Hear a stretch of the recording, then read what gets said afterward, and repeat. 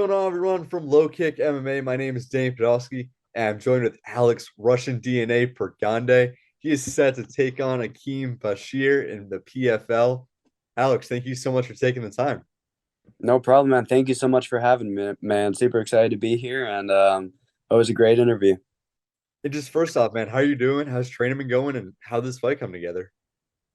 Man, train's been really well. Obviously, I'm training with some of the best people in the world, and it's truly amazing to have even the opportunity to step into a room like that. Train's going really well. Training very hard. Trying to get my weight down, but we're at a good spot right now, and I'm still feeling good. And I leave next Sunday, so I can't wait to to arrive and just to show out and put on a performance. And you mentioned that weight, you're moving down to 45 for this fight. How much, of a difficulty is it for you to get down to that weight? And do you feel like that's your natural weight class as opposed to 55? So, ever since I kind of moved to Killcliff FC, I kind of just I don't know, not sure what happened. Maybe my body acclimated differently, whatever it was. But I was really waking up at a very comfortable weight where I wasn't even too far off from 145 pounds. So I'm expecting this to be a pretty, I wouldn't say easy cut, but it's definitely not going to be a hard cut. It's going to be, I feel like it's going to be methodical. I have a nutritionist for this camp, for this weight cut, and it's going to be. I feel like it's going to be a smooth cut. I mean, I'm already progressing and coming down. I'm already not too far off already. It's great to hear that. And you're 2-0 in MMA. It's really just getting started. 3-0 as an amateur. When did what caused you to transition into MMA, and what are you looking to do going forward? So mainly the background of the story was I grew up boxing and wrestling at the same time. Around I started competing at 9 years old. My dad kind of introduced me into boxing. He was a boxer in Ukraine, where he was born. Um, and he kind of just got me and my brother into the sport. We started training with each other, and I was going to be a professional boxer. Growing up, that was kind of like my goal. At around 18 years old, I was going to turn pro in boxing, but then, I really stepped into an MMA gym just to practice my boxing because I didn't really have much partners in boxing growing up in Tennessee. And I kind of like started looking at the guys throwing kicks, doing some jujitsu. I already loved wrestling. And I was a little familiar with jujitsu. So I was like, man, I love this stuff. And I started transitioning around 16 years old. I started learning how to kick, learning how to block kicks. And it just kind of went from there. And, my end goal is just to become a world champion, whatever promotion it is. I just want to, perform, make the most money I can, and just have fun while I'm doing it.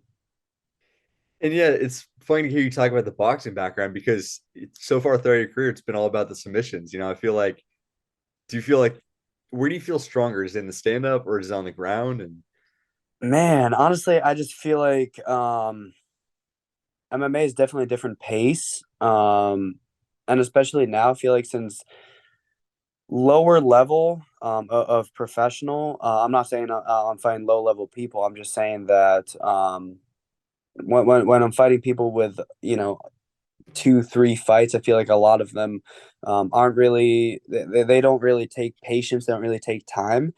And that kind of sometimes messes with me because I want to stay patient, but then they're like freaking out the whole time. And sometimes it's just easier to control them on the ground and just submit them from, like spazzing out. But for this next fight, I definitely want to keep it on the feet. Obviously, we never know where the fight goes, but what I want to do is really keep it on the feet. I don't think he's going to go for takedowns.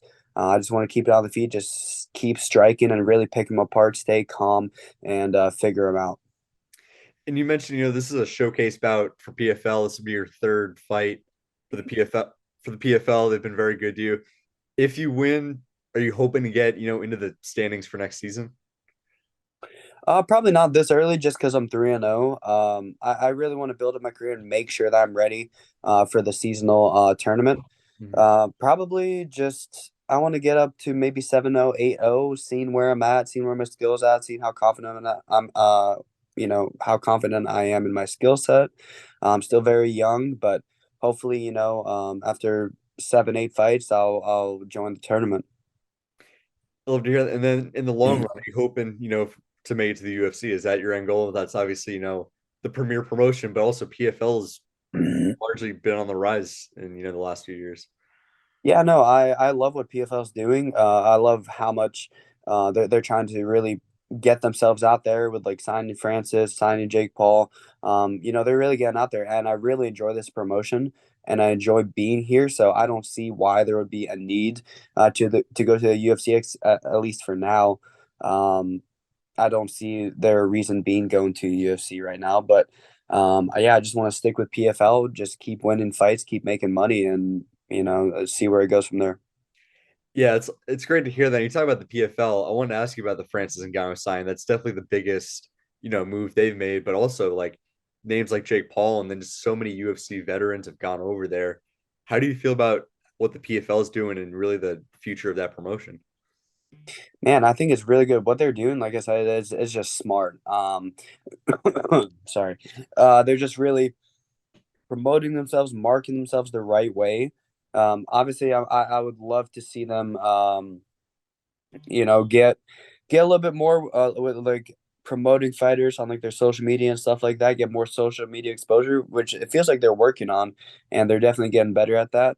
But I feel like it's a really fast promotion that's growing, and I'm really excited to see what PFL has in the future. It's awesome to hear, man. And then if going forward for this fight, you're fighting Akeem Bashir. Have you gone to watch any of his previous fights, and what do you think gives you the advantage over him?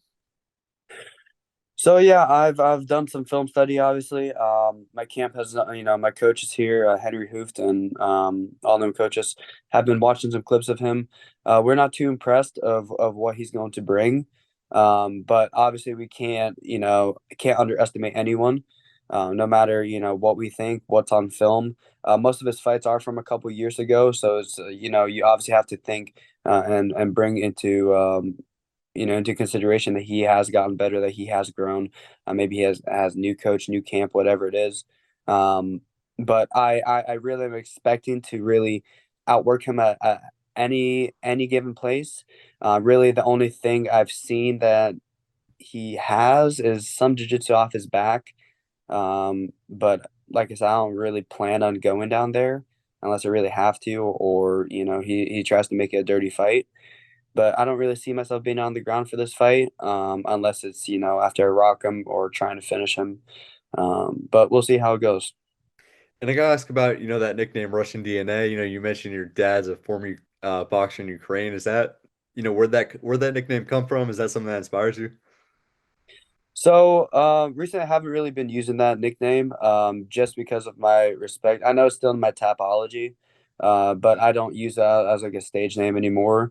It was back in amateur days. I kind of was using that more, but before my professional debut, I decided not to use it, just because of my respect for my family in Ukraine and the whole Russia Ukraine thing that was happening. So I kind of stayed away from it. I think it was even my Instagram name back in the day was Russian DNA MMA. But just for the respect of my own family and all the other families in Ukraine, when that whole craziness of that war was happening, for that respect, I just didn't use it. I know it's still my topology name. I don't know if I'll ever come back to it. But for now, I don't really say I have a nickname.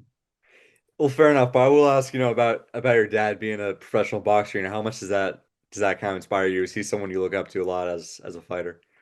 Yeah, he's taught me a lot of things of what I know. He's, uh, he has that old school boxing, European type of boxing, and it's very harsh. He always tells you the truth. He doesn't shy away from telling me the truth.